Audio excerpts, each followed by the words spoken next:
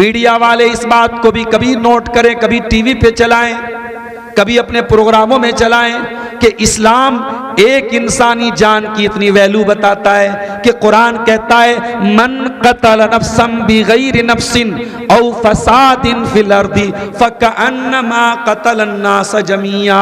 जिसने एक इंसान की हत्या की, एक इंसान की जान ली, उसने पूरी मानवता की जान ले ली, पूरी इंसानियत की जान ले ली। एक मानव की हत्या, एक मनुष्य की हत्या समस्त मनुष्य बरादरी की हत्या है, पूरी इंसानी बरादरी की हत्या है मेरे साथियों। वमन अहयाहा फकअन्नमा अहयन्नास जमीआ। और एक इंसान की जान बचाने वाला पूरी मानवता का रक्षक है, पूरी मानवता की जान बचाने वाला है। तो इस्लाम, आतंकवाद तो बहुत दूर की बात है, इस्लाम किसी को कत्ल करना तो बहुत दूर की बात है। इस्लाम तो इस बात की इजाजत भी नहीं देता है कि आप हथियार दिखा के किसी को डराएं। अगर डराएंगे तो आपके ऊपर फरिश्ते लानत करते हैं मेरे प्यारे साथियों। और मुझे समझ में नहीं आता कि जितने ये भारत में, हमारे देश में जितने आतंकवादी हमले होते हैं, ये हमले करने वाले कौन है अल्लाह बेहतर जाने। हम तो भाई जो मीडिया में दिखाया जा रहा है उनमें चुन चुन करके जो पकड़ा जा रहा है कि साहब ये मुसलमान है, ये मुसलमान है, ये मुसलमान है, और खुल करके मीडिया वाले कह रहे हैं कि सारे आतंकवादी मुसलमान ही क्यों होते हैं। मुझे एक बात ये समझ में नहीं आती कि अगर ये आतंकवादी जो पकड़े जा रहे हैं, अगर वाकई में ये आतंकवादी हैं और इन्होंने ही ये हमले किए हैं और कराए हैं, इससे बताओ मेरे भाई इस्लाम का क्या भला होता है और इससे मुसलमानों का क्या भला होता है। जब जब भारत में ऐसे हमले होते हैं, भारत के मुसलमानों का जीना हराम हो जाता है। यानी भारत का जो भाईचारा है, जो प्रेम है, जो सौहार्द है, जो आपस की मोहब्बत है, उसको बाकायदा खत्म करने की बड़ी गहरी साजिश है। इसका जो भी जिम्मेदार है, एक बेकसूर की हत्या करने वाला भी हमारी नजर में दोषी है और उसको उसके अंजाम तक पहुंचना चाहिए, चाहे वो अपने आप को मुसलमान ही क्यों ना कहता हो। अल्हम्दुलिल्लाह नहमदुहु व नस्तईनुहु व नस्तगफिरुहु व नऊज़ु बिल्लाहि मिन शुरूरि अनफुसिना व मिन सय्यिआति अअमालिना मन यहदिहिल्लाहु फला मुदिल्ल लहु व मन युद्लिल फला हादिय लहु।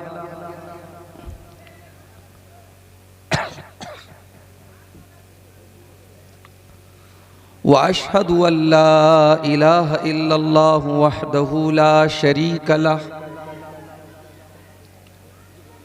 व अशहदु अन्ना मुहम्मदन अब्दुहु व रसूलुहु। या अय्युहल्लज़ीना आमनुत्तक़ुल्लाहा हक़्क़ तुक़ातिहि व ला तमूतुन्ना इल्ला व अंतुम मुस्लिमून।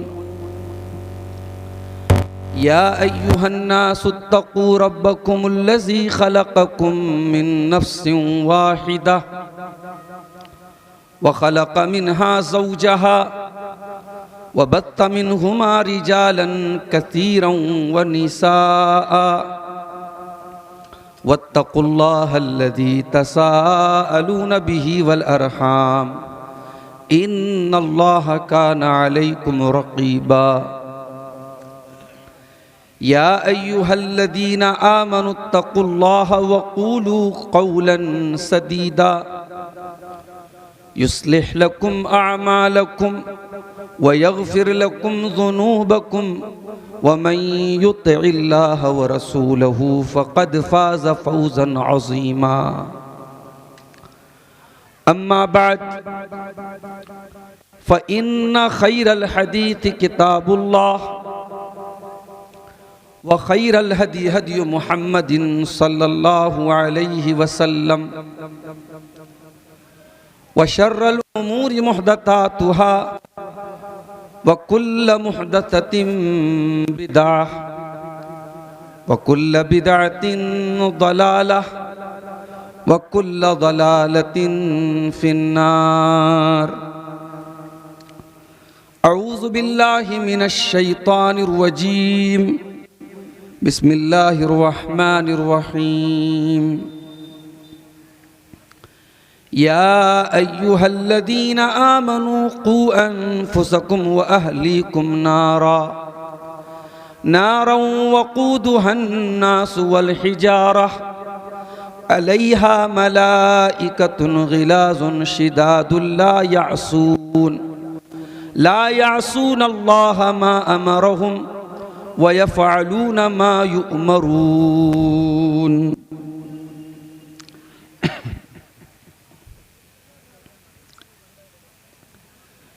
मेरे रब तू मुझको कमाल दे, मुझे रंजो गम से निकाल दे। मेरे रब तू मुझको कमाल दे, मुझे रंजो गम से निकाल दे। मैं हूँ पस्तियों में गिरा पड़ा, मुझे रहमतों से उछाल दे। मैं हवस की आग में जल चुका, तू फुहार अफ़्व की डाल दे। मैं हूँ रूसिया तू करीम है, मुझे नूरे हक से उजाल दे। तेरे वास्ते ही जीऊं मरूं, मेरी फिक्र में वो उबाल दे। कोई शर न मुझको पहुँच सके, मुझे अपने जिक्र की ढाल दे। तेरे दीन की जिन्हें फिक्र हो, मुझे ऐसे अहलो अयाल दे। मैं हकीर हूँ ऐ अजीम रब, मैं हकीर हूँ ऐ अजीम रब। ऐ जलील मुझको जलाल दे, तेरी मासियत में हूँ मुब्तला, मुझे पस्तियों से निकाल दे। मेरे काम सब हैं बिगड़ चुके, मेरे काम सब हैं बिगड़ चुके। तू करम से अपने संभाल दे, तुझे खुश तो मुझको नहीं गरज, तू उरूज दे कि ज़वाल दे। तेरा बंदा ज़ाहिद बेनवा, तेरा बंदा ज़ाहिद बेनवा, इसे बंदगी का जमाल दे। मेरे रब तू मुझको कमाल दे, मुझे रंजो गम से निकाल दे। माइक बहुत आवाज़ खींच रहा है।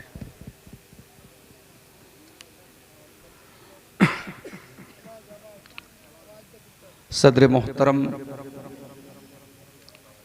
उलमाए किराम, मोहतरम बुजुर्गों, नौजवान साथियों, पर्दा नशीन माँ और बहनों, मैं जानता हूँ जब ये जलसे की तारीख रखी गई, 13 नवंबर की तारीख,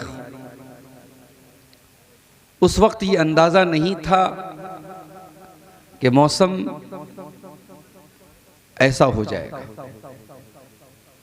मौसम में काफ़ी ठंडक है और ऐसा नहीं है कि 12 बजे के बाद आपके इस इलाके में पब्लिक नहीं रहती है, लोग नहीं रहते हैं, जलसा नहीं चलता है। कई जलसे ऐसे हुए जहां मैं पहले से पहुंचा था और ज़बरदस्ती मेरा नंबर 12 बजे के बाद आया। लेकिन अब जब मौसम थोड़ा सा ठंडा हो रहा है तो फिर ये उम्मीद होती है कि पहले पहुंचूं और पहले तकरीर हो। मैं तकरीबन आपके इस गांव में 11:15 बजे के करीब पहुंचा और हमारे अजीज़ दोस्त जनाब दिल इस्लाम साहब बराबर राब्ते में थे। शेख कहाँ पहुँचे, गेड़ाबाड़ी पहुँचे, कटिहार पहुँचे, लाभा पहुँचे। पूरी स्पीड के साथ गाड़ी चलाते हुए हमारे ड्राइवर साहब पटना से आपके इस घसिया घाट में 5.5 घंटे से भी कम टाइम में लेकर के चले आए। हम लोग पटना से तकरीबन 6:30 बजे निकले थे। छोड़ दीजिए 6:30 बजे निकले थे और 11:40 पर मैं घसिया घाट में इंटर कर चुका था।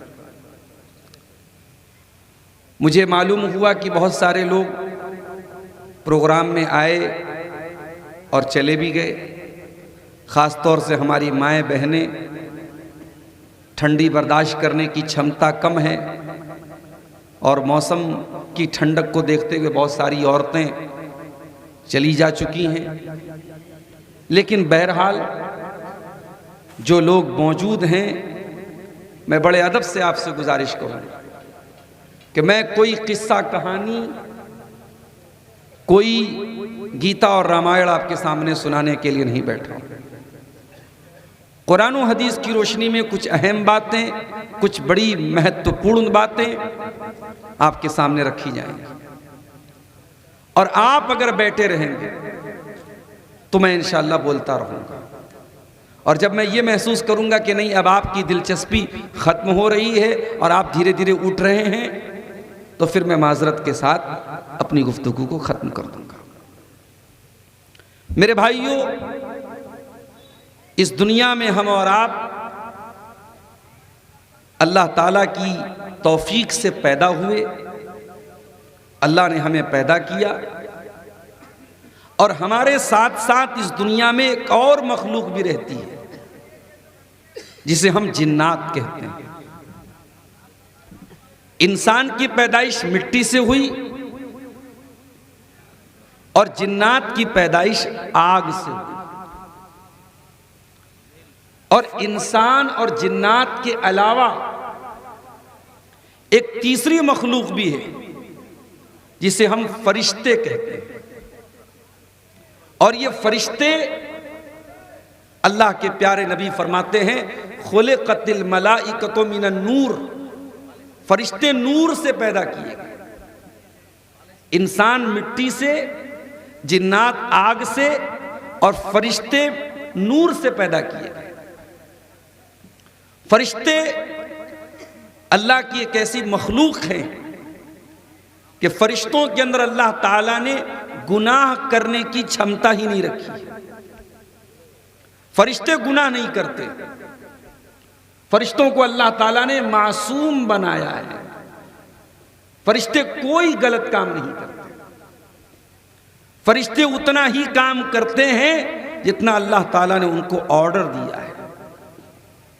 इसीलिए आप देखिए, कुरान मजीद के 28वें पारे में सूरह तहरीम की 6ठी आयत में अल्लाह ताला अपने ईमान वाले बंदों को खिताब करके एक बात कहता है, या अय्युहल्लज़ीना आमनू कू अनफुसकुम व अहलीकुम नारा।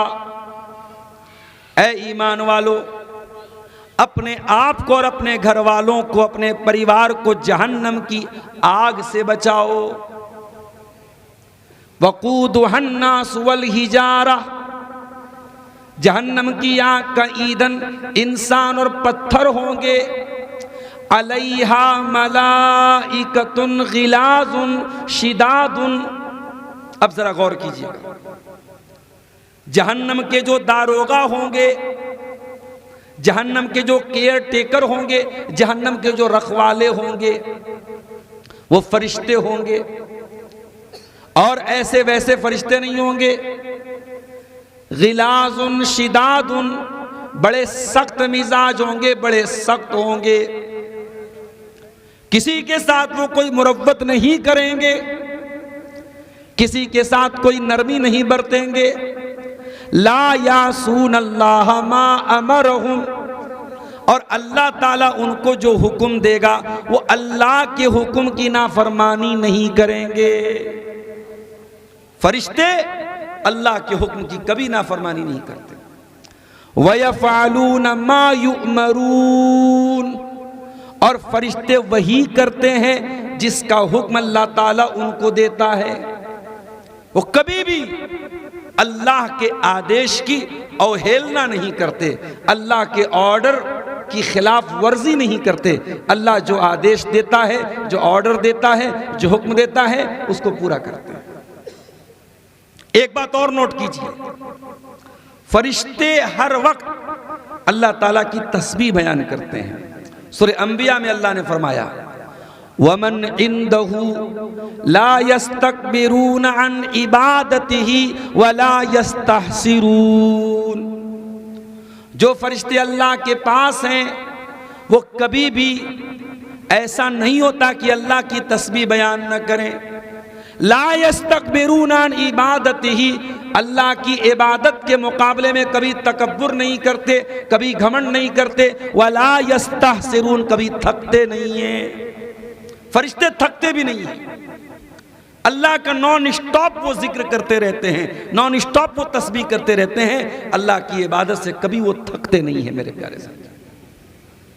अब जरा गौर कीजिए, ऐसी मखलूक जो गुनाह नहीं करती, जो अल्लाह की कोई नाफरमानी नहीं करती, और ऐसी मखलूक जो 24 आवर्स 24 घंटे अल्लाह की इबादत करती है, अगर ऐसी मखलूक हमारे लिए लानत करे, हमारे ऊपर बद्दुआ करे, हमारे बारे में अल्लाह से ये कहे कि अल्लाह इसको अपनी रहमत से दूर कर दे, तो सोचो वो कितना बड़ा बदनसीब इंसान। तो आज की मेरी तकरीर का टॉपिक यही है कि वो कौन बदनसीब लोग हैं जिनके लिए फरिश्ते बद्दुआ करते हैं। वो कौन बदनसीब लोग हैं जिनके ऊपर फरिश्ते लानत करते हैं। लानत का मतलब क्या होता है? लानत का मतलब होता है अल्लाह ताला की रहमत से दूर कर देना। कुरान और हदीस में बहुत सारे ऐसे आमाल बताए गए हैं जिनके करने वाले के लिए फरिश्ते लानत करते हैं, और आज की हमारी तकरीर का टॉपिक ये है। तो बात समझ में आ रही है आपको? आपने थाकबेन तो आमी बोलबो, आपने भागबेन तो आमी भागबो। हाँ, आप गौर से सुनिए, बहुत ही अहम टॉपिक पर बात हो रही है। वो कौन बदनसीब लोग हैं जिनके ऊपर फरिश्ते लानत करते हैं, फरिश्ते अल्लाह से बद्दुआ करते हैं कि अल्लाह इनको तो अपनी रहमत से दूर कर दे। ये हमारा टॉपिक है, हमारा विषय है जिस पर आज हम बात करेंगे। आइए हम कुरान खोलते हैं, और कुरान जब हम खोलते हैं तो कुरान करीम में बहुत सारी ऐसी चीजें मिलती हैं जिनके करने वाले पर फरिश्ते लानत करते हैं। हम स्टेप बाय स्टेप एक के बाद एक वो चीजें आपके सामने बयान करते हैं। सबसे पहली चीज, जो लोग ईमान के बगैर दुनिया से चले जाएंगे, कुफ्र की हालत में, शिर्क की हालत में उनकी मृत्यु हो जाए, डेथ हो जाए, मर जाए, वो उनको ईमान की दौलत न मिल पाए, ऐसे लोगों के ऊपर भी फरिश्ते लानत करते हैं। अल्लाह सूरह बकरा में फरमाता है, इन्नल्लज़ीना कफ़रू व मातू व हुम कुफ़्फ़ारुन उलाइका अलैहिम लानतुल्लाहि वल मलाइकति वन नासि अजमईन। जो लोग ईमान के बगैर दुनिया से चले गए, कुफ्र की हालत में मर गए, उनके ऊपर अल्लाह की लानत, उनके ऊपर फरिश्तों की लानत, उनके ऊपर सारे इंसानों की लानत। खालिदीन फीहा ला युखफ़फ़ अन्हुमुल अज़ाबु वला हुम युनज़रून। न तो उनका अजाब हल्का किया जाएगा और न उनको कोई मोहलत दी जाएगी। वो हमेशा हमेशा जहन्नम की आग में जलेंगे। कौन? जो ईमान नहीं लाएगा। ये ईमान की दौलत हमें और आपको निःशुल्क मिली है, फ्री में मिली है। हम किसी गांव में पैदा हुए, किसी मुसलमान के घर में पैदा हुए, हमारा बाप मुसलमान, हमारी माँ मुसलमान, हम भी मुसलमान। हमें इस इस्लाम की दौलत का अंदाजा नहीं है मेरे प्यारे साथियों। ये ईमान की दौलत इतनी बड़ी दौलत है। कुरान कहता है जब जन्नती जन्नत में जाएंगे कहेंगे वक़ालुल हम्दुलिल्लाहिल्लज़ी हदाना लिहाज़ा वमा कुन्ना लिनहतदिय लौला अन हदानल्लाह। ऐ अल्लाह तेरा शुक्र है, तेरा करम है कि तूने हमें इस इस्लाम की नेमत से नवाजा है। हम खुद से ये नेमत हासिल नहीं कर सकते। याद रखो मेरे भाइयों, अल्लाह अगर तौफीक नहीं देगा बंदे के बस की बात नहीं है।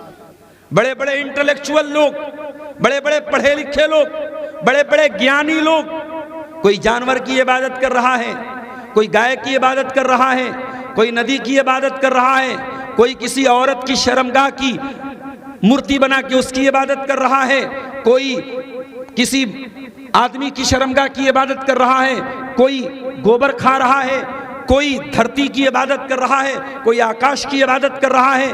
और ये काम अनपढ़ और जाहिल और गंवार नहीं, पढ़े लिखे और इंटेलेक्चुअल लोग कर रहे हैं। इसका मतलब ये हुआ ईमान का ताल्लुक शिक्षा से नहीं है, तालीम से नहीं है, इंटेलेक्चुअल होने से नहीं है, ज्ञानी होने से नहीं है। ईमान का ताल्लुक अल्लाह ताला की तौफीक से है। अल्लाह जिसे तौफीक देता है उसको ईमान की दौलत मिलती है। मेरे प्यारे साथी, हमारे प्यारे नबी जनाब मोहम्मद रसूलुल्लाह सल्लल्लाहु अलैहि वसल्लम जब आपके दादा का इंतकाल हुआ, आपके चचा अबू तालिब ने आपको अपनी परवरिश में लिया, बहुत प्यार से पाला, हर मौके पर सपोर्ट किया, हर मुश्किल में साथ दिया। जब अबू तालिब के इंतकाल का टाइम आया, अल्लाह के नबी ने चाहा मेरे चचा ईमान ले आए।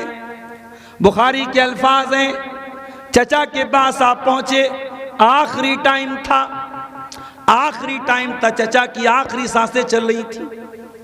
आपने फरमाया या अम्मी कुल ला इलाहा इल्लल्लाह, ऐ मेरे चचा कलमा पढ़ लीजिए, ला इलाहा इल्लल्लाह पढ़ लीजिए। वहाज जो बिहा इंदल्लाह, ऐ चचा इस कलमे की वजह से मैं अल्लाह ताला के यहाँ आपके लिए लड़ूंगा, आपके लिए बहस करूंगा। चचा से आपने बहुत जिद की, इसरार किया कि चचा कलमा पढ़। चचा ने कलमा नहीं पढ़ा। क्यों नहीं पढ़ा? वजह भी सुन लीजिए, वजह सुन लीजिए। आपके चचा के पास अबू जहल बैठा था और अब्दुल्ला बिन उमैया बैठा था, और ये दोनों बहुत बड़े इस्लाम के दुश्मन थे। इन्होंने अबू तालिब को भड़काया और कहा कि अरे अबू तालिब खबरदार, अपने बाप दादा का मजहब न छोड़ना, अब्दुल मुत्तलिब का मजहब मत छोड़ना। जब इन दोनों ने बहुत भड़काया, अबू तालिब आखिरी टाइम तक कलमा नहीं पढ़ सके। आखिरी जुमला जो अबू तालिब की जुबान से निकला वो क्या निकला? अला मिल्लत अब्दुल मुत्तलिब, मैं अपने बाप अब्दुल मुत्तलिब के मजहब पर दुनिया से जा रहा हूं, अब्दुल मुत्तलिब के दीन पे दुनिया से जा रहा हूं। इससे पता ये चला कि गलत संगत इंसान को बर्बाद कर देती। अगर आप अपने बच्चों और बच्चियों को गलत संगत से नहीं बचाओगे, आप जितनी भी नमाज पढ़ लीजिए, बड़े बड़े मौलाना लोगों की तकरीरें यूट्यूब पर लगा के सुनते रहिए, अगर आपकी लड़की किसी बेहया लड़की के साथ उठती बैठती है, उससे उसकी दोस्ती है, तो आपकी लड़की को बिगड़ने से कोई नहीं बचा सकता। अगर आपका बेटा ज़िनाकारों के साथ बैठेगा, हरामखोरों के साथ बैठेगा, शराबियों के साथ बैठेगा, स्मोकिंग करने वालों के साथ बैठेगा, तो आपके बेटे पर जरूर असर पड़ेगा। मेरे प्यारे, सोहबत का बहुत असर पड़ता है। कयामत के दिन अल्लाह की बारगाह में इंसान पछताएगा और कहेगा या वैलता लैतनी लम अत्तखिज़ फुलानन खलीला, ऐ काश मैंने फला को अपना दोस्त न बनाया होता। बुरे दोस्तों को दोस्त बनाओगे, बुरे लोगों को सहेली बनाओगी मेरी बहनों, बुरे लोगों को साथी बनाओगे मेरे भाइयों, कयामत के दिन पछताना पड़ेगा। अबू तालिब कलमा पढ़ लेते अगर ये दो गुरु घंटाल जाकर के उनके ऊपर प्रेशर डालते। इन दोनों ने जाकर के प्रेशर डाला, अय अबू तालिब खबरदार, अपने बाप दादा का तरीका मत छोड़ना। और आखिरी जुमला जो अबू तालिब की जबान से निकला है वो क्या निकला है? अला मिल्लत अब्दुल मुत्तलिब, मैं अपने बाप अब्दुल मुत्तलिब के मजहब पे दुनिया से जा रहा हूं। चचा का इंतकाल हो गया, अल्लाह के नबी दिल में सोच करके रह गए।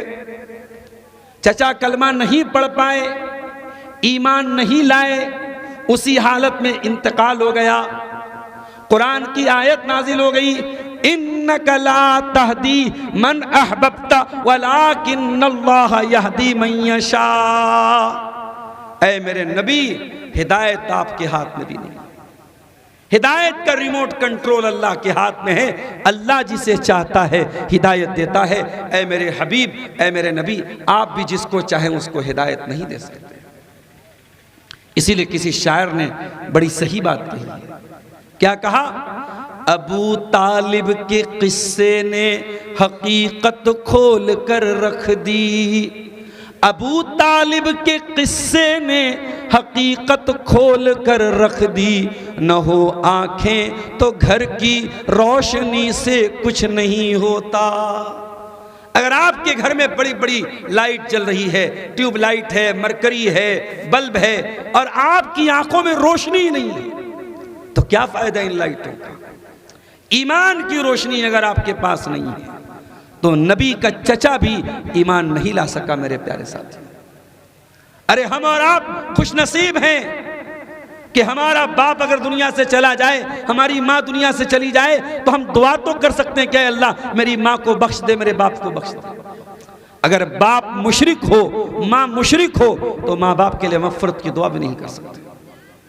हमारे एक दोस्त हैं मुंबई के, बनारस ही के रहने वाले हैं, मुंबई जाके वो बस गए, वही रहते हैं।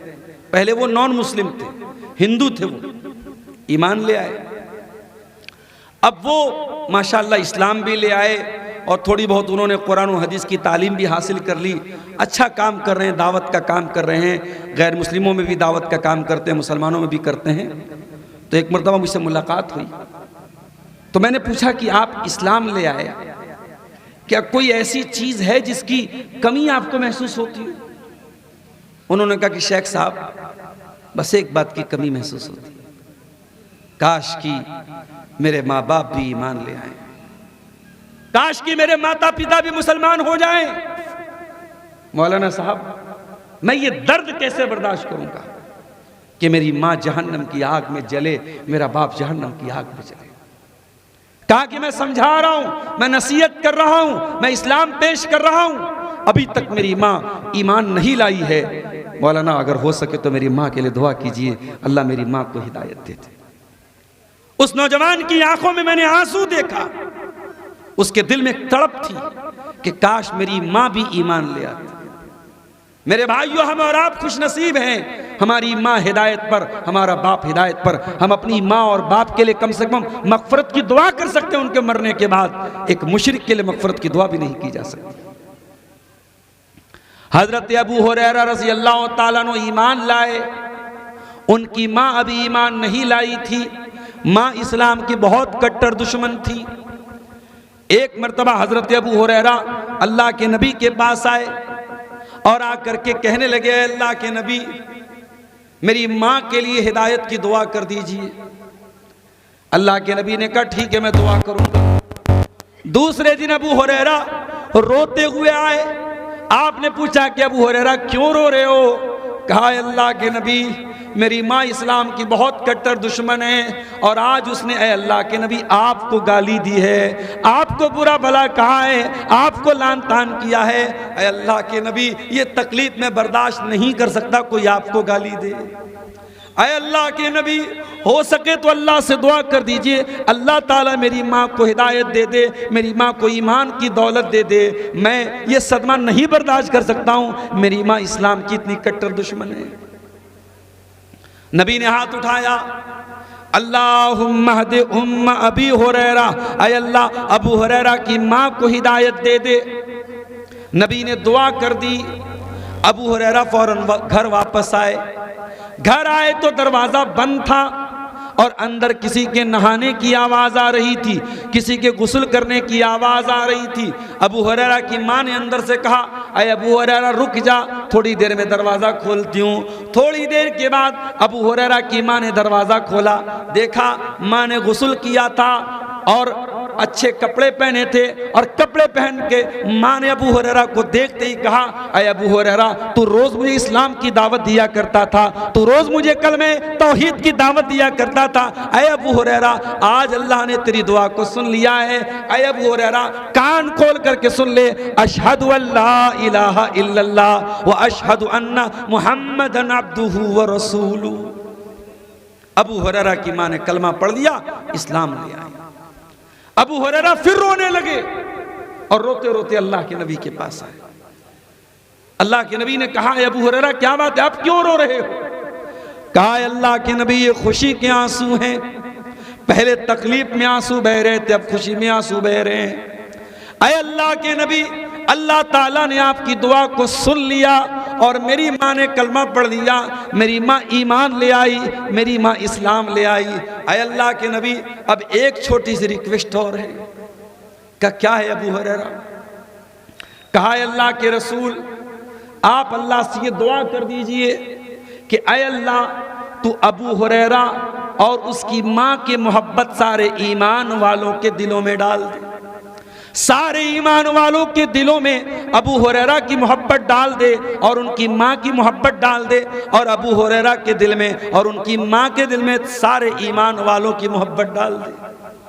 अल्लाह के नबी ने फिर से हाथ उठाया और आपने कहा, अल्लाहुम्मा हब्बिब अबा हुरैरा, ऐ अल्लाह तू अबू हुरैरा की मोहब्बत सारे ईमान वालों के दिलों में डाल दे। नबी ने दुआ की और आज नबी की दुआ को 1500 साल गुजर गए और आज भी हर मुसलमान हजरत अबू हुरैरा से मोहब्बत करता है। अरे क्यों ना हो, जो कुरान पढ़ेगा और जो नबी की हदीसों को पढ़ेगा वो अबू हुरैरा से मोहब्बत क्यों नहीं करेगा? अबू हुरैरा वो सहाबी हैं जिन्होंने अल्लाह के प्यारे नबी से सबसे ज्यादा हदीसों को रिवायत किया है। 5374 हदीसों के रावी हजरत अबू हुरैरा रज़ी अल्लाह ताला अन्हु। तो ईमान सबसे बड़ी दौलत है मेरे प्यारे साथियों, इस ईमान को बचा के रखना। मेरी बहनों, इस ईमान की हिफाजत करना।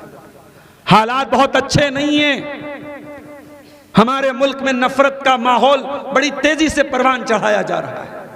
अब तो खुल करके सोशल मीडिया पे कहा जा रहा है कि ये इनका मजहबी आतंकवाद की शिक्षा देता है।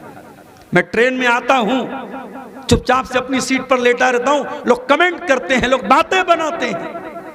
अब दाढ़ी के साथ और कुर्ता पाजामे के साथ ट्रेनों में सफर करना मुश्किल है। इतनी नफरत परोसी जा रही है मेरे प्यारे साथी, और मुझे समझ में नहीं आता कि जितने ये भारत में हमारे देश में जितने आतंकवादी हमले होते हैं, ये हमले करने वाले कौन है अल्लाह बेहतर जाने। हम तो भाई जो मीडिया में दिखाया जा रहा है उनमें चुन चुन करके जो पकड़ा जा रहा है कि साहब ये मुसलमान है, ये मुसलमान है, ये मुसलमान है, और खुल करके मीडिया वाले कह रहे हैं कि सारे आतंकवादी मुसलमान ही क्यों होते हैं।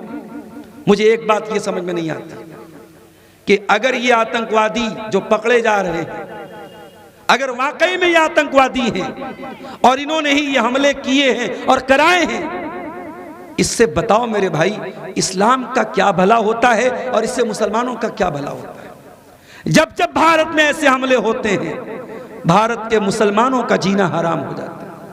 अब आप अंदाजा लगाइए, अब कोई मुसलमान डॉक्टर उसके क्लिनिक पर बाकायदा अब गैर मुस्लिम जाने से परहेज करेगा और इसी मुद्दे को बुनियाद बनाएगा कि अरे इनका क्या भरोसा, ये तो डॉक्टर के भेष में भी आतंकवादी होते हैं। यानी भारत का जो भाईचारा है, जो प्रेम है, जो सौहार्द है, जो आपस की मोहब्बत है, उसको बाकायदा खत्म करने की बड़ी गहरी साजिश है। इसका जो भी जिम्मेदार है, एक बेकसूर की हत्या करने वाला भी हमारी नजर में दोषी है और उसको उसके अंजाम तक पहुंचना चाहिए, चाहे वो अपने आप को मुसलमान ही क्यों ना कहता हो। लेकिन हाँ, इसी देश में हम देखते हैं आतंकवाद के जुर्म में जेल की कोठरी में एक नौजवान को पहुंचाया जाता है और 8 साल के बाद, 10 साल के बाद कोर्ट और अदालत कहती है कि साहब ये बेगुनाह था, ये बेकसूर था। और आतंकवाद एक ऐसा बड़ा इल्जाम है, इस इल्जाम में जो जेल में जाता है उसका परिवार भी उससे नाता तोड़ लेता है, उसकी बीवी भी रिश्ता तोड़ लेती है, उसके बच्चे भी रिश्ता तोड़ लेते हैं। 8 साल 10 साल जेल में रहने के बाद जब वो इंसान अदालत बाइज्जत रिहा करती है, वो इंसान दुनिया में किसी के काबिल नहीं बचता है। मेरे प्यारे साथियों, हमें इस बात से भी शिकायत है, हमें इस बात से भी शिकायत है कि पुलिस अगर किसी को अरेस्ट करती है और हमारी एजेंसियां किसी को पकड़ती हैं, इससे पहले कि उसका जुर्म प्रूफ हो, उसका अपराध साबित हो और अभी अदालत ने उसको मुजरिम करार दिया कि नहीं दिया, हमारा मीडिया तो पहले ही उसको दोषी करार दे देता है। तो मेरे प्यारे साथियों, मैं बात ये कर रहा था कि आज ईमान की जो ये दौलत है, ये बहुत बड़ी दौलत है। मुल्क के हालात खराब हो रहे हैं, मगर इतने खराब हालात में भी हमें अपने ईमान की हिफाजत करनी है। मेरे प्यारे साथियों, अल्लाह कुरान में कहता है वला तमूतुन्न इल्ला व अंतुम मुस्लिमून, तुम्हें मौत ना आए मगर इस्लाम की हालत में, तुम मरो तो इस्लाम की हालत में, तुम्हारी जान निकले तो कलमे तौहीद पर निकले।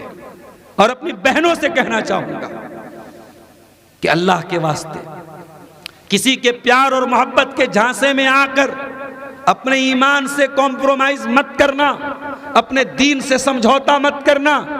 प्यार और मोहब्बत के नाम पे कभी भी अपने दीन को त्याग मत करना।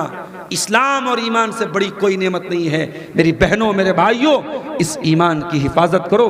अल्लाह कुरान में कह रहा है जो लोग ईमान के बगैर दुनिया से चले जाएंगे उनके ऊपर अल्लाह के फरिश्ते लानत करते हैं। और आगे बढ़िए, अल्लाह के फरिश्ते ऐसे लोगों पर भी लानत करते हैं जिनको शरीयत की जानकारी हो, इल्म दीन की जानकारी हो और उस इल्म दीन को वो छुपा लेते हों। शरीयत का मसला मालूम है, इल्म दीन मालूम है और जानबूझ करके उसको छुपा रहे हैं। ऐसे छुपाने वाले अपने पेट की दुकान को बचाने के लिए सच्चाई को छुपाने वालों पर भी अल्लाह के फरिश्ते लानत करते हैं। आइए हम कुरान की आयत देखते हैं। अल्लाह फरमाता है इन्नल्लज़ीना यक्तुमूना मा अंज़लना मिनल बय्यिनाति वल हुदा, हमने जो आयतों को नाजिल किया है, इन आयतों को जो लोग छुपाते हैं और मिन बादि मा बय्यनाहु लिन्नास फिल किताब, जिन आयतों को हमने खोल खोल के बयान कर दिया, इन आयतों को जो लोग छुपाते हैं उलाइका यलानुहुमुल्लाहु व यलअनुहुमुल लाइनून, ऐसे लोगों के ऊपर अल्लाह भी लानत करता है और अल्लाह के फरिश्ते भी लानत करते हैं। तमाम लानत करने वाले लानत करते हैं। इल्म दीन छुपाना ये भी बहुत बड़ा जुर्म है।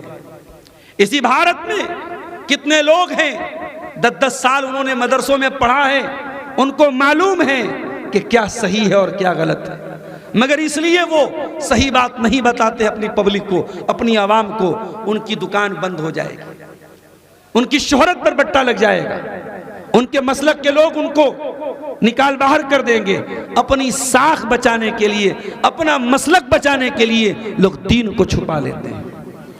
इसीलिए अल्लाह के नबी फरमाते हैं, अबू दाऊद की सही रिवायत है, मन सुइला अन इल्मिन फकतमहु, जिससे इल्म दीन का मसला पूछा जाए और वो मसले को छुपा ले, उलजिमा बिलजामिम मिनन नार, उसको आग की लगाम पहनाई जाएगी।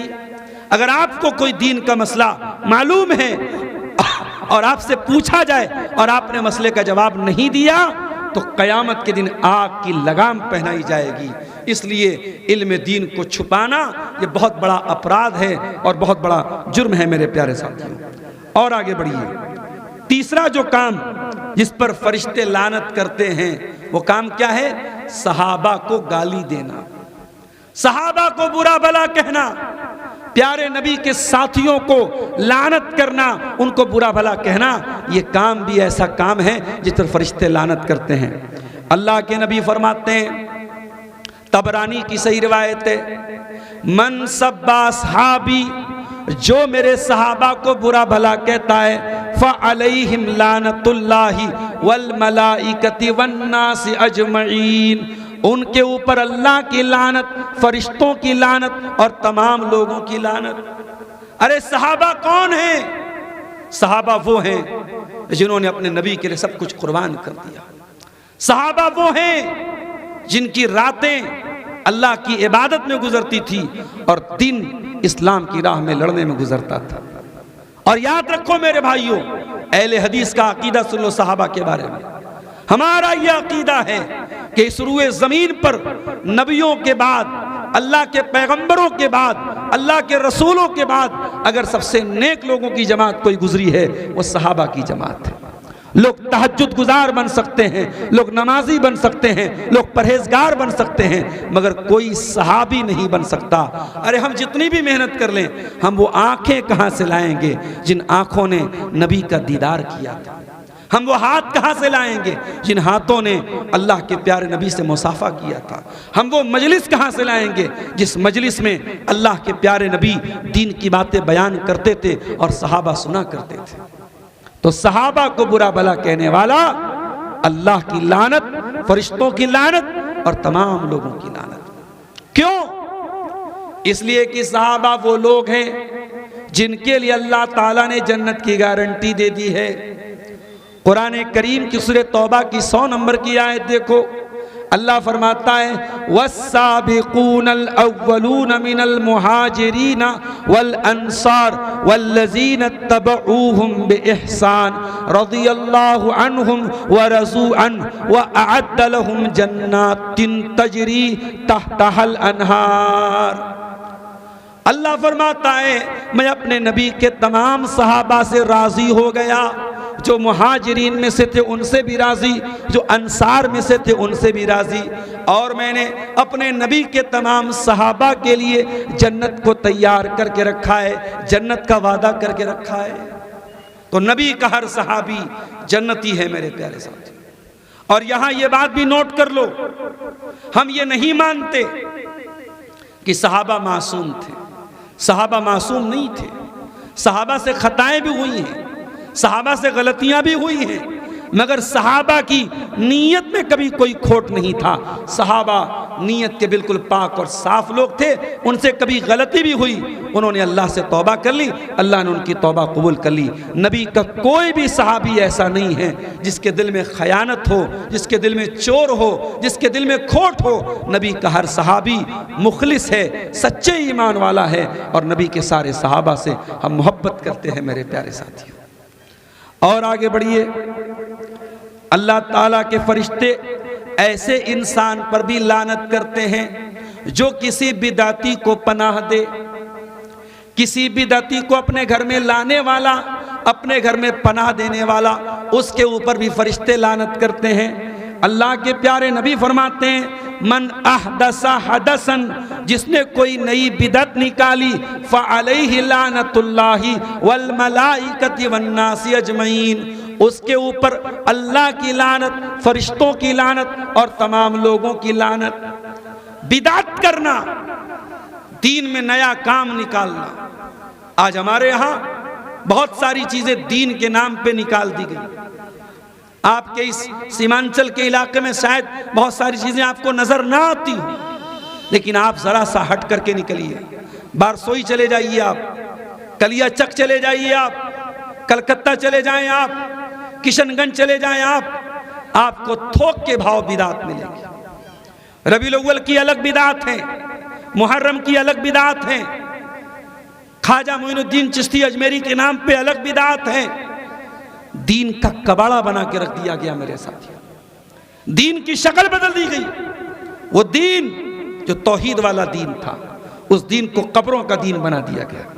वो दीन इसमें अल्लाह के सिवा किसी और के आगे सजदा करने की इजाजत नहीं थी, उसी दीन को मानने वाले पीरों के आगे सजदा कर रहे हैं, बुजुर्गों के आगे सजदा कर रहे हैं, कब्रों के आगे सजदा कर रहे हैं।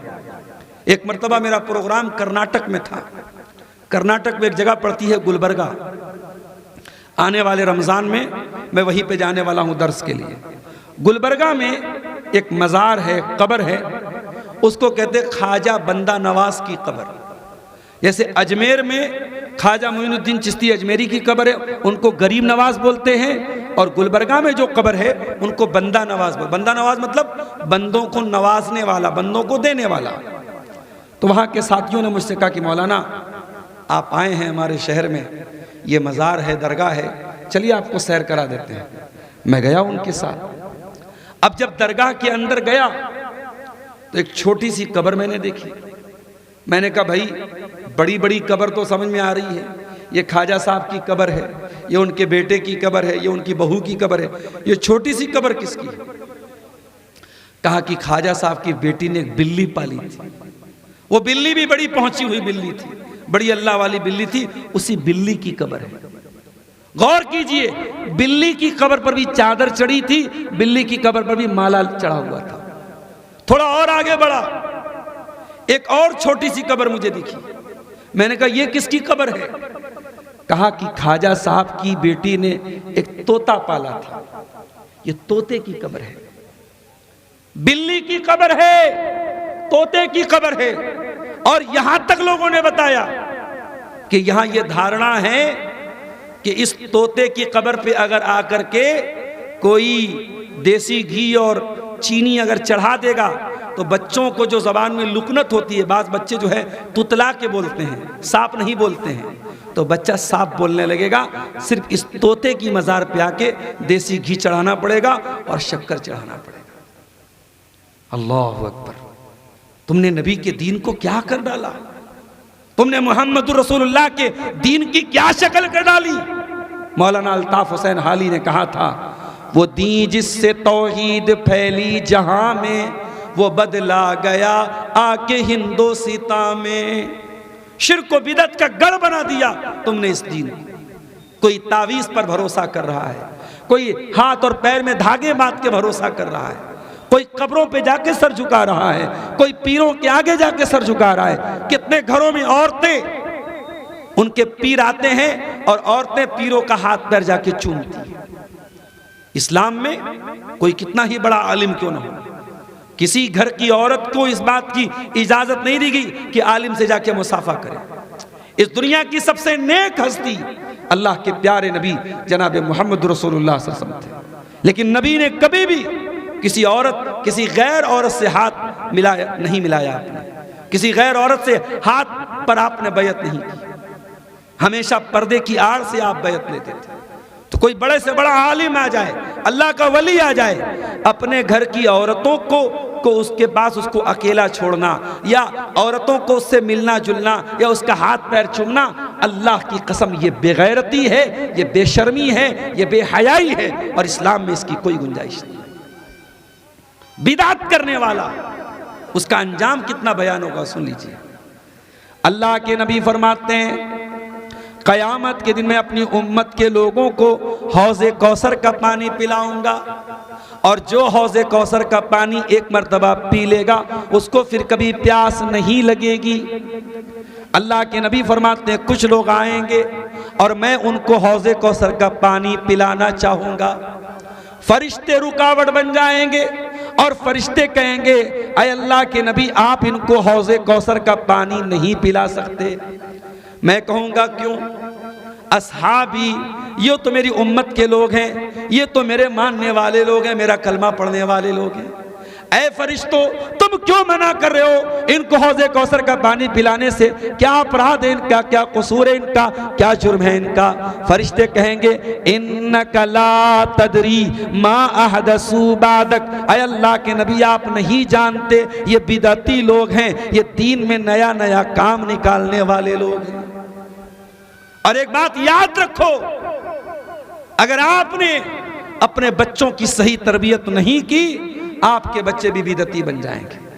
मैं जानता हूं इसी सीमांचल के बहुत सारे लड़के कलकत्ता में जॉब करते हैं, दिल्ली में जॉब करते हैं, मुंबई में जॉब करते हैं। जब वहां पे उनको सही माहौल नहीं मिलता है, गलत माहौल में जाते हैं, बिदअत वाले माहौल में जाते हैं, वो जाके बिदअत करने लगते हैं।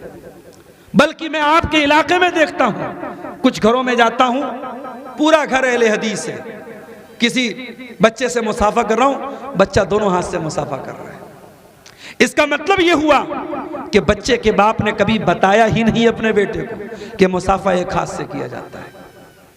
बच्चे के बाप ने कभी बताया ही नहीं कि मुसाफा एक हाथ से किया जाता है। इसका मतलब यह हुआ कि हमारी तरबियत में कमी है, हमारी तरबियत में खोट है।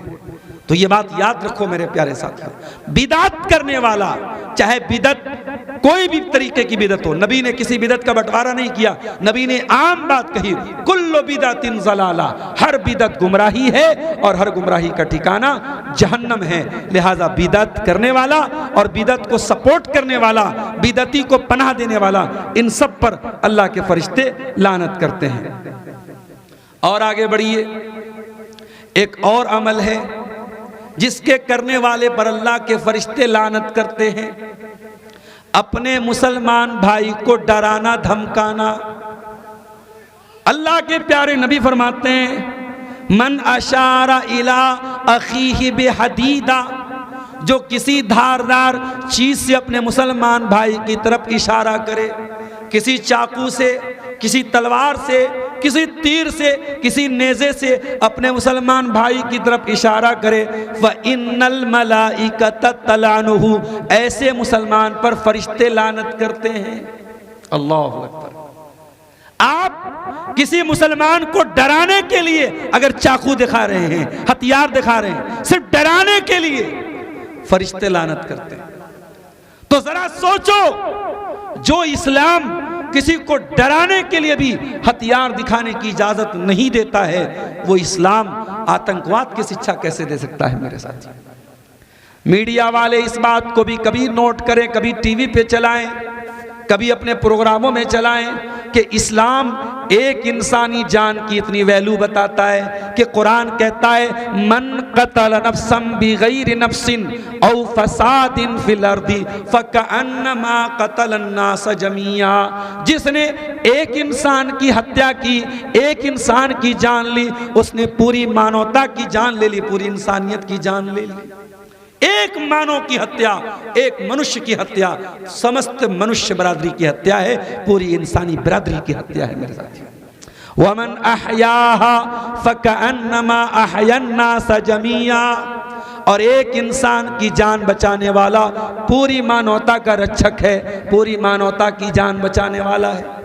तो इस्लाम, आतंकवाद तो बहुत दूर की बात है, इस्लाम किसी को कत्ल करना तो बहुत दूर की बात है। इस्लाम तो इस बात की इजाजत भी नहीं देता है कि आप हथियार दिखा के किसी को डराएं। अगर डराएंगे तो आपके ऊपर फरिश्ते लानत करते हैं। मेरे प्यारे साथियों, आज छोटी छोटी बातों पर झगड़े हो जाते हैं।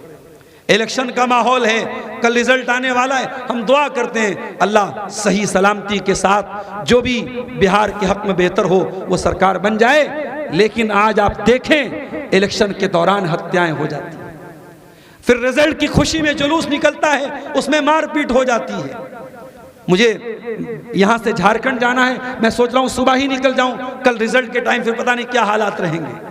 आप गौर कीजिए, ये हमारे यहाँ इलेक्शन जैसी चीज में भी हिंसा होती है, वायलेंस होता है, लेकिन इस्लाम वायलेंस और हिंसा के खिलाफ है। मेरे प्यारे साथियों, इस्लाम ये कहता है, अल मुस्लिम मन सलिमल मुस्लिमून मिन लिसानिही व यदिही, मुसलमान वो है जिसकी जुबान से किसी को कोई नुकसान न पहुंचे, जिसके हाथ से किसी को कोई नुकसान न पहुंचे।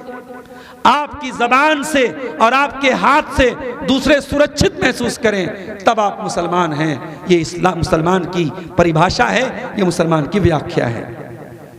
और आगे बढ़िए, इस्लामी हुकूमत है, इस्लामी हुकूमत के अंदर कुछ गैर मुस्लिम भी रहते हैं, जो इस्लामी हुकूमत ने उनको एग्रीमेंट कर रखा है कि आप हमारी हुकूमत में रह सकते हैं, उनको शरीयत में जिम्मी कहते हैं।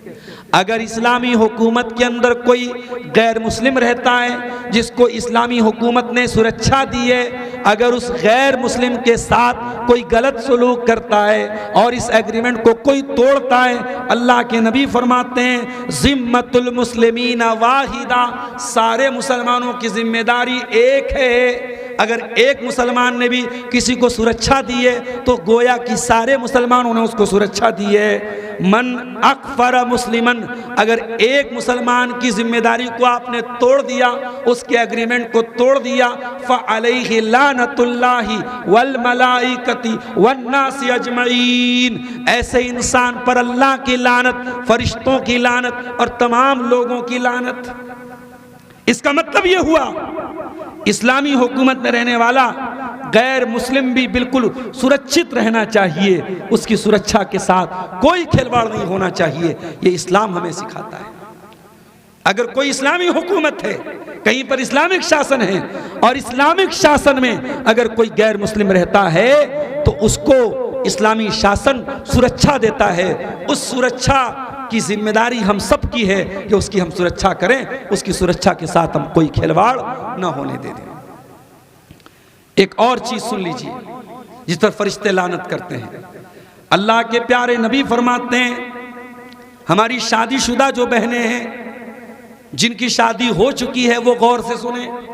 अल्लाह के नबी फरमाते हैं, इज़ा दअर रजुलु इमरातहु इला फिराशिही, जब आदमी अपनी बीवी को बिस्तर पर बुलाए, फलम तातिही, और बीवी न जाए, फबाता गज़बान अलैहा, और शौहर इस हाल में रात गुजार दे कि शौहर बीवी से नाराज है, लानत हल मलाइकतु हत्ता तुस्बिहा, तो सुबह तक फरिश्ते उस औरत के ऊपर लानत करते रहते हैं।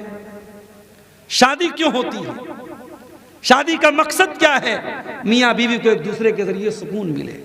अगर कोई मजबूरी है तो अलग बात है, कोई बीमारी है तो अलग बात है।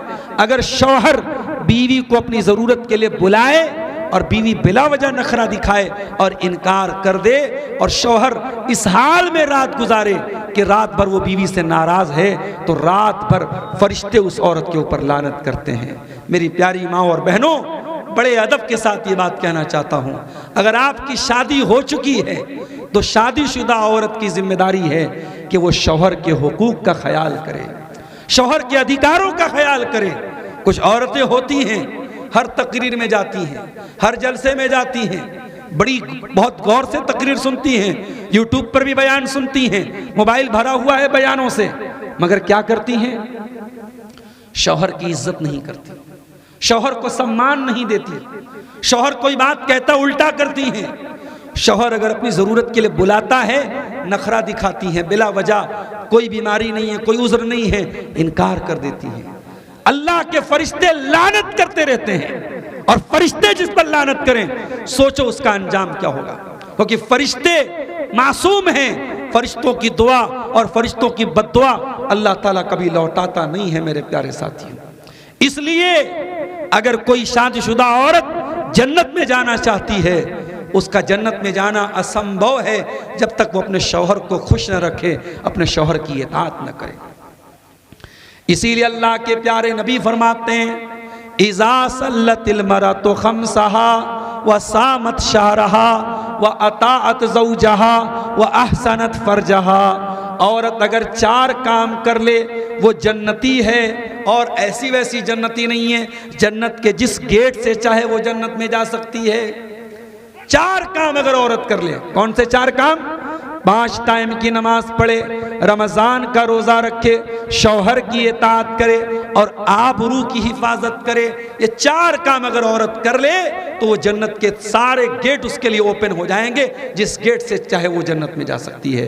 तो मेरी प्यारी माँ और बहनों, फरिश्ते उस इंसान, उस औरत के ऊपर भी लानत करते हैं जो बगैर किसी उज़्र और मजबूरी के शौहर को अपने पास न आने दे। अब 1-2 बातें और सुन लीजिए, और चूँकि हमारे दिल इस्लाम भाई ने ये गुजारिश भी की है कि ये मदरसे का जलसा है और चंदा जो मदरसे के लिए होना चाहिए था वो नहीं हुआ है। आप लोग जो भी यहाँ मौजूद हैं और हमारी माएँ बहनें जो भी मौजूद हैं, उनसे बड़े आदर के साथ, बड़े प्रेम के साथ, बड़ी मोहब्बत के साथ मैं गुजारिश करूँगा कि आप हजरात इस जलसे के मकसद के पेश नज़र इस इदारे को ताउन करते हुए जाएंगे। मैं अल्लाह से दुआ करता हूँ और मेरे साथ साथ फरिश्ते भी दुआ करें, क्योंकि अल्लाह के नबी फरमाते हैं जब कोई इंसान अल्लाह की राह में खर्च करता है तो 2 तरीके के फरिश्ते होते हैं। खर्च करने वाले के हक में दुआ करते हैं और कंजूसी करने वाले के हक में बद्दुआ करते हैं। एक फरिश्ता कहता है अल्लाहुम्मा आती मुनफिकन खलफा, ऐ अल्लाह जो तेरी राह में खर्च कर रहा है तू और दे दे उसको, और जो कंजूसी करता है, जो अल्लाह की राह में खर्च नहीं करता है, जिसके पास माल है और फिर भी अल्लाह की राह में नहीं खर्च करता है, उस कंजूस को, उस बखील को फरिश्ता कहता है अल्लाहुम्मा आती मुमसिकन तलफा, ऐ अल्लाह इस कंजूस के माल को बर्बाद कर दे। तो फरिश्ते कंजूस और उस इंसान पर जो माल को रोक रोक करके रखे और अल्लाह की राह में न दे, उस इंसान पर भी लानत करते हैं और बद्दुआ करते हैं। इसलिए मेरे प्यारे साथियों, अगर आप इस जलसे में आए हैं और मदरसे को आप कुछ ताउन करना चाहते हैं तो आप पीछे न रहें, फरिश्तों की दुआ के हकदार बने। ये रात का वक्त है, ये तहज्जुद का वक्त है, ये अल्लाह की कुर्बत का वक्त है। इस वक्त दुआएं कबूल होती हैं, इस वक्त अल्लाह की बारगाह में रोया जाता है। मेरे प्यारे साथियों, आप आए और यहाँ स्टेज लगा हुआ है, आप आकर के जो भी मदरसे को दान देना है, चंदा देना है, वो देते हुए जाएं। मैं आखिर की दो बातें आपके सामने बयान करके बात खत्म करूंगा। फरिश्ते किन लोगों पर लानत करते हैं, उनमें से एक वो आदमी भी है मेरे प्यारे साथियों जो अपने आप को अपने बाप के अलावा किसी और की तरफ मंसूब करे। मनिद्दा इला गैरि अबी, जो किसी अपने बाप के अलावा किसी और को अपना बाप कहे, उसके ऊपर भी अल्लाह के फरिश्तों की लानत हो। मिसाल के तौर पे किसी ने बेबी एडॉप्ट कर लिया, बच्चा गोद ले लिया, बच्चे का नाम अब्दुल्ला था और पालने वाले का नाम अब्दुर्रहमान था। बच्चा बड़ा हुआ, आधार कार्ड पे भी पालने वाले का नाम लिख दिया गया, पैन कार्ड पे भी, राशन कार्ड पे भी जिसने एडॉप्ट किया, जिसने पाला, उसका नाम लिख दिया गया। लेकिन लड़का जहां पर भी अपने बाप का नाम लेगा, ओरिजिनल बाप का नाम लेगा। इस्लाम यही तालीम देता है, उदऊहुम लिआबाइहिम, कि जो तुम्हारा बाप है उसी को अपना बाप कहो। कोई पाल ले वो तुम्हारा बाप नहीं हो जाएगा। इसलिए अगर आपने किसी बच्चे को गोद लिया है और बच्चे की परवरिश कर रहे हैं, इस बात का खास ख्याल रखें कि उसकी वल्दियत को तब्दील न करें और बच्चे का जो असल बाप है उसी बाप की तरफ मंसूब किया जाए। इस्लाम में नस्ब की बड़ी अहमियत है मेरे प्यारे साथियों, इस्लाम में नस्ब की बड़ी अहमियत है।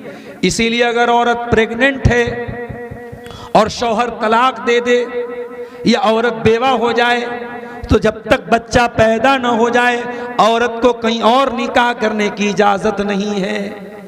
प्रेगनेंसी में जब तक बच्चा पेट में है औरत निकाह नहीं कर सकती। क्यों?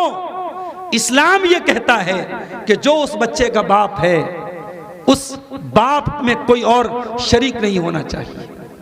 इस्लाम में नस्ब की हिफाजत बहुत बड़ी चीज है कि जो बच्चा पैदा हो रहा है ये क्लियर हो कि उसका बाप कौन है। ठीक है, आज के ज़माने में डीएनए टेस्ट के ज़रिए भी मालूम हो जाता है कि कौन बाप है, मगर इस्लाम एक उसूली बात कहता है कि नहीं, जो ओरिजिनल बाप है बच्चे को उसी के बाप की तरफ मंसूब करना चाहिए, किसी और की तरफ बच्चे को मंसूब नहीं किया जा सकता। तो अल्लाह के फरिश्ते उस इंसान पर भी लानत करते हैं जो अपने आप को अपने वालिद के अलावा किसी और की तरफ मंसूब करता है। इसी तरीके से जो औरत घर से निकलती है बेपर्दा होकर के, बेहया होकर, खुशबू लगाकर, ऐसी औरत भी मलऊना है। लानत की अल्लाह के नबी ने उसके ऊपर और फरिश्ते भी उसके ऊपर लानत करते हैं। मलऊना है वो औरत, लानत की गई है उस औरत के ऊपर। और अल्लाह के नबी तो यहां तक फरमाते हैं सिनफान मिन अहलिन नारी लम अरहुमा, मेरी उम्मत के अंदर दो टाइप के ऐसे लोग होंगे जो जन्नत में नहीं जाएंगे, जहन्नम में जाएंगे। कौमुन माहुम सियातुन काजना बिल बकरी यजरिबून बिहन्नास, एक वो लोग होंगे जिनके हाथ में गाय की दुम की तरह कोड़े होंगे और वो कोड़ों से लोगों को मारेंगे। जालिम लोग होंगे, जो जालिम होंगे, जो अपने पावर का, अपनी ताकत का गलत इस्तेमाल करेंगे, उन लोगों पर भी अल्लाह ताला की लानत होगी और वो लोग जहन्नम की आग में चलेंगे। वनिसाउन कासियातुन आरियातुन मुमीलातुन माइलातुन, और ऐसी औरतें भी जहन्नम की आग में जाएंगी जो कपड़ा पहन करके भी नंगी होंगी। बहुत बड़ी बात है ये, बहुत बड़ी बात है ये, कपड़ा पहन करके नंगी होंगी। मैं समझता हूं इस एक शब्द के ऊपर अगर गौर करो, इस एक लफ्ज के ऊपर गौर करो, तो जमाने का सारा फैशन इसके अंदर आ जाता है। आज इंस्टाग्राम पर मुसलमान लड़कियां वीडियो बना रही हैं और इस तरीके का लिबास पहन रही हैं कि ये हदीस बिल्कुल फिट बैठ रही है, कपड़ा पहन करके वो नंगी है। गैर मुस्लिमों की बात नहीं कर रहा हूं, मुसलमान लड़कियां आज चंद पैसों के लिए और शोहरत के लिए और थोड़े से व्यूज के लिए इस गंदगी पर उतर चुकी है। मेरे प्यारे साथियों, अल्लाह के नबी फरमा रहे निसाउन कासियातुन आरियातुन, कपड़ा पहनने के बावजूद नंगी होंगी, मुमीलातुन, और गैर मर्दों को अपनी तरफ आकर्षित करेंगी, खींचेंगी, माइलातुन, और जब रास्ता चलेंगी उनके चलने का अंदाज भी शरीफ औरतों की तरह नहीं होगा, पाक दामन औरतों की तरह नहीं होगा, उनकी चाल भी गलत किस्म की लड़कियों के जैसी फाहिशा औरतों की तरह होगी। औरत की चाल बता देती है कि ये हयादार है या बेहया है। मूसा अलैहिस्सलाम के दौर में एक औरत चल रही थी, हजरत शुएब की बेटी, वो कितनी खूबसूरत थी अल्लाह ने नहीं बताया, उसकी हाइट क्या थी अल्लाह ने नहीं बताया, वो कितनी हसीन और जमील थी अल्लाह ने नहीं बताया। अल्लाह ने इतना बताया तमशी अल इस्तिहया, वो शर्मा शर्मा के चल रही थी। औरत की चाल से पता चल जाता है औरत के अंदर कितनी शर्म हया है। अल्लाह के नबी ने फरमाया वो बेहया औरतों की तरह चाल चलेगी, कपड़ा पहन करके नंगी होगी, गैर मर्दों को अपनी तरफ आकर्षित करेगी और बेहया औरतों की तरह चलेगी। अल्लाह के नबी का अगला जुमला सुनिए और मेरी माँ और बहनों अपने घरों का माहौल आप सुधार लीजिए।